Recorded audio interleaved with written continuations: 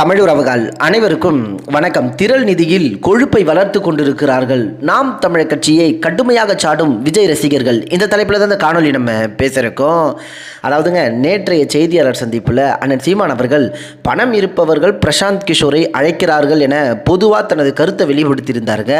குறிப்பாக இந்த கருத்துக்கு விஜய் ரசிகர்கள் அண்ணன் சீமான் மீது கடுமையான விமர்சனங்களை சமூக வலைதளத்தில் பதிவு செய்து வருகிறார்கள். தமிழக வெற்றி கழகத்தை சார்ந்த லயாலா மணி தனது எக்ஸ்தலத்தில் உழைத்து சம்பாதிப்பதற்கும் திரள் நிதி மூலம் சம்பாதிப்பதற்கும் நிறைய வித்தியாசம் உள்ளது. திரள் நிதியால் கொழுப்பை வளர்த்து கொண்டிருப்பவர்கள் எங்களை விமர்சிக்க எந்த அருகதையும் இல்லை என்று ஆணவத்தோட தனது விமர்சனத்தை முன்வச்சிருந்தாருங்க. முக்கியமாக இவருடைய கருத்துக்கு நாம் தமிழர் கட்சி உறவுகள் சமூக வலைதளத்தில் பதிலடி கொடுத்து வருகிறார்கள். அதில் செந்தில் என்ற சகோதரர் திரள் நிதி வாங்கலாம் நண்பா, பிளாக்ல டிக்கெட் வித்து வரி ஏய்ப்பு தான் செய்யக்கூடாது என தனது கருத்தை வெளிப்படுத்தியிருக்காருங்க. அதே போல தருமபுரி காதலன் என்ற ஐடியிலிருந்து டியர் டிவிகே ஜோக்கர்ஸ், கண்ணியமாக பேசுங்க, தவறினால் பதிலடியும் ஏடாகூடமாகவே இருக்கும்.